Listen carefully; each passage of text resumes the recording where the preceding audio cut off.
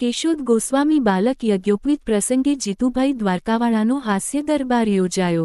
કેશોદના Mangrol road સ્થિત વિઠ્ઠલેશ ઉપવન ખાતે ગોપજી મુરદરજી મહોદયના યજ્ઞોપવીત પ્રસ્તાવના ત્રિદિવસીય કાર્યક્રમ શરૂઆત થઈ ચૂકી છે। તે પૂર્વે તા 11ના રાત્રિના જીતુભાઈ દ્વારકાવાળાનો હાસ્ય દરબાર યોજાતા મહારાજશ્રી સહિત મોટી સંખ્યામાં વૈષ્ણવ ભાઈઓ બહેનો ઉપસ્થિત રહ્યા હતા।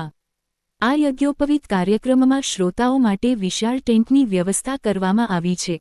તા 12ના રાત્રિના જોધપુરના સ્થિત કલાકાર ડો રાજેન્દ્રજી વૈષ્ણવનું શાસ્ત્રીય ગાયન રહેશે, જ્યારે ગોસ્વામી બાલકનો યજ્ઞોપવીત પ્રસ્તાવ માટે તા 12ના રોજ ગણેશ સ્થાપન, તા 13ના રોજ હવેલીથી પ્રસ્તાવ સ્થળ વિનાયકી વરઘોડો, તા 14 યજ્ઞોપવીત પ્રસ્તાવ જેવા કાર્યક્રમો યોજાશે। આ વિઠ્ઠલેશ ઉપવન પહોંચવા કેશોદ શહેરના મહેન્દ્રસિંહ ચોક અને શરદ ચોક ખાતે બસ સ્ટોપ આપવા વ્યવસ્થા કરવામાં આવી છે। આ પ્રસંગ મોટી સંખ્યામાં ગોસ્વામી બાલકો અને તેનો પરિવાર હાજર રહેશે, સાથે સાથે મોટી સંખ્યામાં વૈષ્ણવો ભોજન પ્રસાદનો લાભ લેશે। આ કાર્યક્રમને સફળ બનાવવા મોટી સંખ્યામાં સ્વયંસેવકોની સમિતિઓ બનાવવામાં આવી છે, જેમાં ગ્રામ લેવલના સ્વયંસેવકો પણ જોડાયા છે। પત્રકાર કેશોદ દિનેશભાઈ કાનાભાઈ।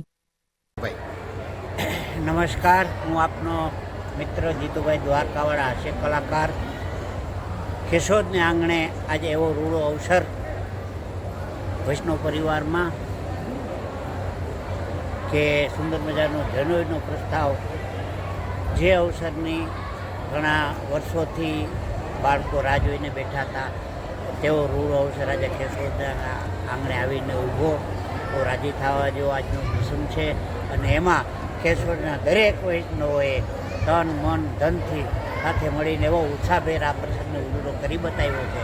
અને રાત્રિના દરરોજ મનોરંજનના કાર્યક્રમો અને બાવાશ્રીના આશીર્વાદ, પ્રવચનો, માંગલિક આશીર્વાદ બધું ખૂબ સુંદર મજાનું આયોજન છે। ઠાકોરજીની બધી રોજની લીલાઓ, દર્શનનો બધા હવેલીમાં ખૂબ રાજી થવા જેવો કેશોદના કાર્યક્રમ થયો। તો હું પણ એમાં રાજીપો વ્યક્ત કરવા માટે, મને પણ બે વાતો કરવા માટેનો આજે અવસર મળ્યો। તો આ સાથે આપ દરેક જીતુભાઈ દ્વારકાવાળાના જય શ્રી કૃષ્ણ।